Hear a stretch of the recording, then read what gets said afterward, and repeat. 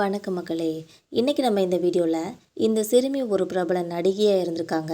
வெள்ளத்தனத்துலேயும் சரி அழகுலேயும் சரி மக்களை ஈர்த்தவங்கன்னே சொல்லலாம். ரூபாய் 800 கோடி பணத்துக்கு சொந்தக்கார நடிகையாகவும் இருந்திருக்காங்க. அந்த நடிகையை பற்றி தான் இந்த வீடியோவில் நம்ம விரிவான ஒரு தொகுப்பாக பார்க்கலாம் வாங்க. ரீசெண்டாக புதிய நாயகிகளோட வரவு அதிகரிச்சுட்டே வருதுன்னு சொல்லலாம். அவங்கள சமூக வலைதளங்களில் ரசிகர்கள்லாம் ரொம்பவே கொண்டாடியும் வந்துட்டுருக்காங்க. டிராகன்ற ஒரு படத்தின் மூலமாக தான் நடிகை அறிமுகமாகியிருக்காங்க கையாடு லோகர் அவர்கள். இவங்க ஒரு சென்சேஷனல் நடிகையாகவே மாறிட்டாங்கன்னு சொல்லலாம். நடனத்தில் ஸ்ரீல ஆதிக்கத்தை செலுத்தி வந்துட்டுருக்காங்க. அந்த வகையில் இந்த சிறுமி இன்றைக்கி பிரபல நடிகையாக சோசியல் மீடியாவில் வைரலாகிட்டு இருக்காங்க.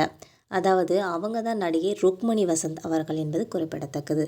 காந்தாரா படத்தின் மூலமாக பான் இந்திய அளவில் ரசிகர்களோட கவனத்தை ஈர்த்தவங்க தான் ருக்மணி அவர்கள். இளவரசியாக இவங்களோட தோற்றமும் சமூக வலைதளங்களில் ரொம்பவே வைரலாச்சு. நடிகை த்ரிஷாவுக்கு டஃப் கொடுக்குற நடிகையெல்லாம் சொல்லி இவங்கள பேசப்பட்டுச்சு. கர்நாடக மாநிலம் பெங்களூரை சேர்ந்தவங்க தான் இந்த நடிகை ருக்மணி வசந்த் அவர்கள் என்பது குறிப்பிடத்தக்கது. இவங்களோட தந்தை ஒரு இராணுவ அதிகாரியாக இருந்திருக்காங்க. அசோக் சக்ரா விருதும் வாங்கி கௌரவிக்கப்பட்டிருக்காங்க என்பது பலருக்கும் தெரியாத ஒரு உண்மைன்னே சொல்லலாம். அவங்களோட தாய் ஒரு பரதநாட்டிய கலைஞராக இருந்திருக்காங்க. தன்னோட பள்ளி படிப்பை இராணுவ பள்ளியில் தான் படிச்சிருக்காங்க ருக்மணி வசந்த் அவர்கள். இதுக்கப்புறமா மேற்படிப்பை லண்டனில் படித்து முடிச்சிருக்காங்க.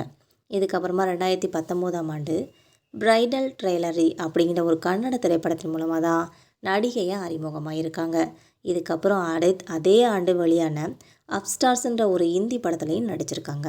இந்த 2 படங்களுக்கு அப்புறமா கன்னடத்தில் தங்களோட பாய்ச்சலை நிகழ்த்தியிருக்காங்க ருக்மணி அவர்கள்.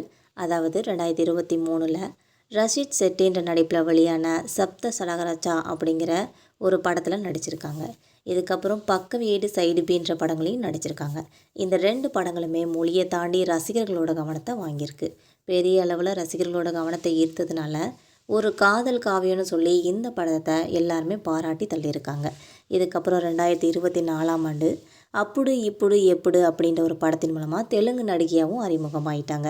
இதை தொடர்ந்து இந்த ஆண்டு நடிகர் விஜய் சேதுபதி நடிப்பில் வெளியான ஏஸ் அப்படிங்கிற ஒரு படத்தின் மூலமாக நம்ம தமிழ் சினிமாவில் நடிகையாக அறிமுகமாயிருக்காங்க. இதுக்கடுத்து நடிகர் சிவகார்த்திகேயனோடு சேர்ந்து மதராசின்ற படத்துலையும் நடிச்சிருக்காங்க.